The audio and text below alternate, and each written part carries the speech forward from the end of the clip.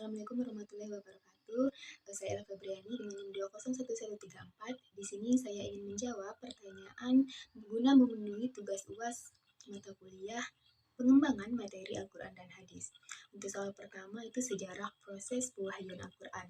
Al-Quran diwahyukan sekaligus dari Lauhul Mahfuz ke Baitul Izzah yang berada di langit dunia.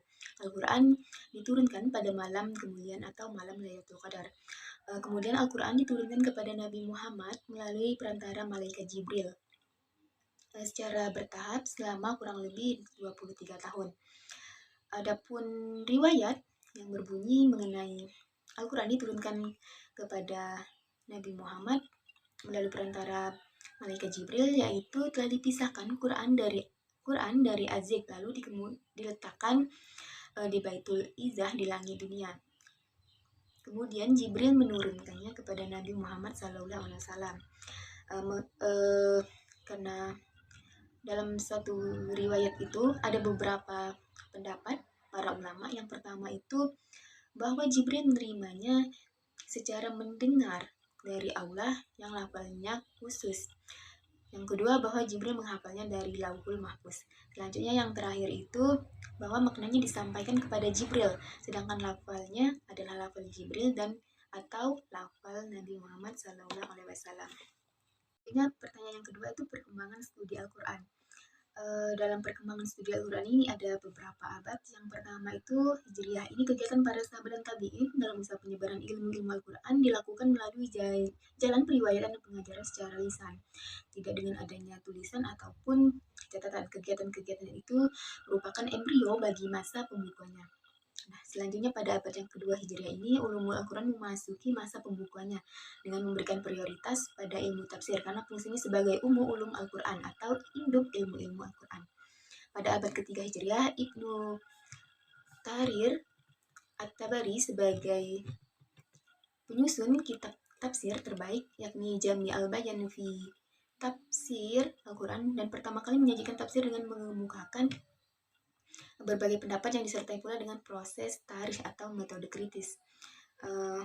Selanjutnya pada abad keempat lahirlah beberapa kitab ulum Al-Quran seperti Ulum Al-Quran karya Abu Bakar Muhammad dan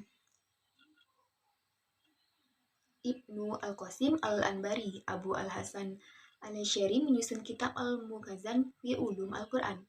Selanjutnya Abu Bakar Al-Sistani menyusun kitab Gar Al-Quran.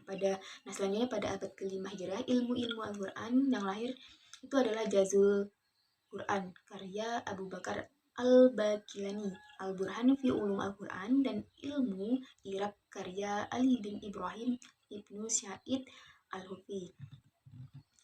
Nah, selanjutnya pada abad ke-6 Hijriah, Ibnu Al-Jauzi menyusun kitab Fumun Al-Afinan fi Ulum Al-Quran dan kitab Al-Quran Mujtaba di Ulum Taba'alak di Al-Quran dan Al-Quran Al-Qasim Abdurrahman As-Su'ali. Nah, selanjutnya disusul oleh As-Sakawi pada abad ke-7 dengan kitabnya yang berjudul Hidayat Al-Murtad fi Al-Mutashabib atau Sakawiyah.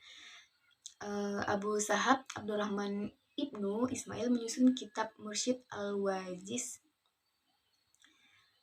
fi ma yata'ala bi Al-Quran bi Al-Aziz. Selanjutnya pada abad ke-8 Burhanuddin Az-Zakaryashi menyusun kitab Al-Burhan fi Ulum Al-Quran. Nah, lalu pada abad ke-9 Jalaluddin Bulgini menyusun kitab Mawaki Al-Ulum min Mawaki Al-Nujum. Pada masa ini pula Asyuti menyusun kitab Tahbir fil Ulam Tafsir dan kitab Itgan fi Ulum Al-Quran. Nah, karya Asyuti ini dipakai sebagai pedoman para ulama dan banyak ulama yang merasa puas dengan kitab Asyuti ini. Kondisi ini berkibat pada keluasan atau stagnasi dalam kegiatan penulis ulum Al-Quran pada abad berikutnya. Masa stagnasi ini berlangsung dari abad 10 Hijriah hingga 13 Hijriah nantinya. Pada abad ke-13 sampai 14 Hijriah, ilmu-ilmu Al-Quran yang terkenal adalah tafsir Al-Mannar karya Muhammad Abduh, yang merupakan tafsir pertama yang menggunakan metode al-ijtima atau sosial kultural. pokok-pokok ulumul Al-Quran. Dalam pokok-pokok bahasan ulumul Quran ini sebenarnya ada banyak. Itu yang pertama itu ada ilmu adab tilawah Al-Quran, yaitu ilmu-ilmu yang menerangkan aturan pembacaan Al-Quran. Selanjutnya yang kedua itu ilmu tajwid, ilmu yang menerangkan cara membaca, tempat memulai ataupun tempat berhenti atau wakaf. Yang ketiga itu ada mawatih an-nuzul, ilmu yang menerangkan tempat, musim, awal, dan akhir turunnya ayat.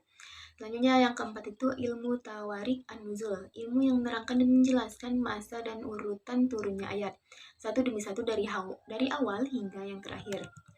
Selanjutnya yang kelima itu ilmu asbab an-nuzul, yaitu ilmu yang menerangkan sebab-sebab turunnya ayat Al-Quran. Yang keenam, ilmu kiroat, ilmu yang menerangkan ragam kiroat atau pembacaan Al-Quran yang telah diterima oleh Rasulullah SAW.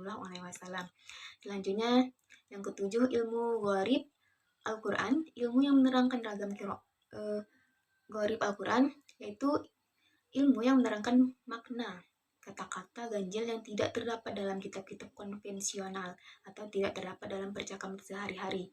Selanjutnya, itu ilmu i'rab Al-Quran, ilmu yang menerangkan harkat Al-Quran dan kedudukan sebuah kata dalam kalimat. Dan selanjutnya itu wuzuh wa an-nazair, ilmu yang menerangkan kata-kata Al-Quran yang mempunyai makna lebih dari satu. Dan selanjutnya itu ilmu ma'rifat al-muhkam wa al-mustasyabih, yaitu ilmu yang menerangkan ayat-ayat yang dipandang muhkam dan dipandang mutasyabih. Yang terakhir itu ilmu nasik wal mansuk, ilmu yang menerangkan ayat-ayat nasik dan mansuk oleh sebagian musafir. Baik, selanjutnya itu ada pertanyaan yang keempat, yaitu metode tafsir maudhu'i dan berikan satu contoh ayat beserta tafsirannya.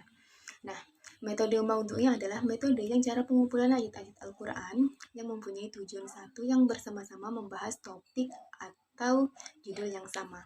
Nah, salah satu contoh ayat Al-Quran yaitu yang terdapat pada Quran Surah Ar-Rum ayat 39 menjelaskan tentang kebencian Allah kepada riba walaupun belum diharamkan, yang berbunyi A'udzubillahi minasyaitonirrajim, Bismillahirrahmanirrahim, wa ma ataitu mir riba liyarbu wa fi amwalin nasi fala yarbu indallah wa ma ataitu min zakati turiduna wajhallahi faulaika humul mut'ifun, yang artinya dan sesudah riba atau tambahan yang kamu berikan agar dia bertambah pada harta manusia, maka riba itu tidak menambah pada sisi Allah, berdasarkan Quran Surah Ar-Rum ayat 39.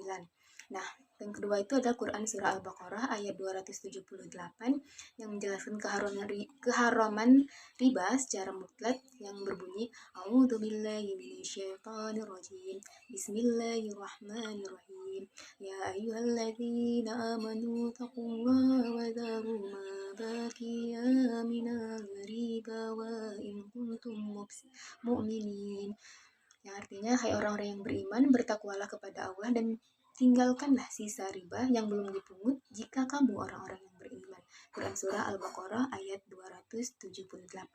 Nah, dalam pembahasan di atas telah dikumpulkan bahwa ayat-ayat yang berhubungan dengan riba. Oke, untuk yang selanjutnya itu soal yang kelima, perkembangan hadis setiap periodenya. Perkembangan hadis pada setiap periodenya ini memiliki 5 periode. Yang pertama itu pada hadis pada masa Rasulullah SAW.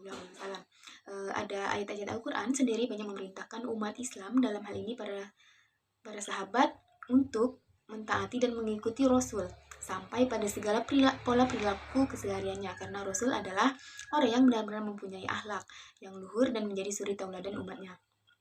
Nah, dan tidak hanya sampai di situ, Al-Quran pun memerintahkan umat Islam untuk menuntut ilmu dan menyatakan bahwa orang Islam membedakan orang yang berilmu dan yang tidak berilmu, yaitu dengan menempatkan orang yang berilmu lebih tinggi beberapa derajat dapat dilihat para sahabat semenjak awal telah memperhatikan benar-benar segala ucapan, perbuatan, dan segala perilaku Rasul Shallallahu Alaihi Wasallam.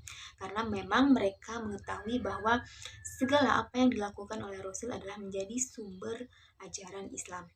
Nah, selanjutnya itu adalah hadis pada pengajaran hadis oleh Rasulullah Sallallahu Alaihi Wasallam. Nah, ketika Islam baru muncul di Mekah, Rasul menjadikan rumah Al-Arqam Ibnu Abdul Manaf sebagai pusat dakwah Islam. Namun setelah Islam berkembang dengan pesat yang dimulai di Madinah, tempat pengajaran Islam, dalam hal ini hadis tidak berfokus hanya pada satu tempat, tetapi di mana ada kesempatan itu disitulah hadis diajarkan. Karena apabila Rasul duduk pada suatu tempat, maka para sahabat selalu mengelilinginya. Samping itu hadis yang beliau ajarkan sebagaimana metode yang digunakan Al-Quran. Tidak sekaligus memvonis, tetapi secara berangsur-angsur. Baik dalam memberantas akidah dan adat istiadat jahiliyah yang sesat maupun dalam membina ajaran Islam itu sendiri. Hal ini dimaksudkan untuk membimbing dan mendidik bahasa Arab yang dahulunya berasal dari zaman jahiliyah supaya dapat menerima dan benar-benar menghayati ajaran Islam. Nah, selanjutnya itu masa hadis pada masa Khulafa ar-Rasyidin. Periode kedua sejarah perkembangan hadis adalah masa Khulafa Rasyidin Abu Bakar, Umar bin Khattab, Utsman bin Affan, dan Ali bin Abi Thalib yang berlangsung sekitar tahun 11 Hijriah sampai dengan 10 Hijriah. Pada masa ini, perhatian para sahabat masih berfokus pada pemeliharaan dan penyebaran Al-Quran. Maka periwayatan hadis belum begitu berkembang dan masih ada pembatasan dalam periwayatan. Oleh karena itu, para ulama menganggap masa ini sebagai masa pembatasan periwayatan. Nah, selanjutnya itu hadis pada masa tabi'in. Masa ini dikenal sebagai masa menyebarnya periwayatan hadis. Ini merupakan sebuah kemudahan bagi para tabi'in untuk mempelajari hadis. Metode yang dilakukan para tabi'in dalam mengoleksi dan mencatat hadis yaitu melalui pertemuan-pertemuan dengan para sahabat.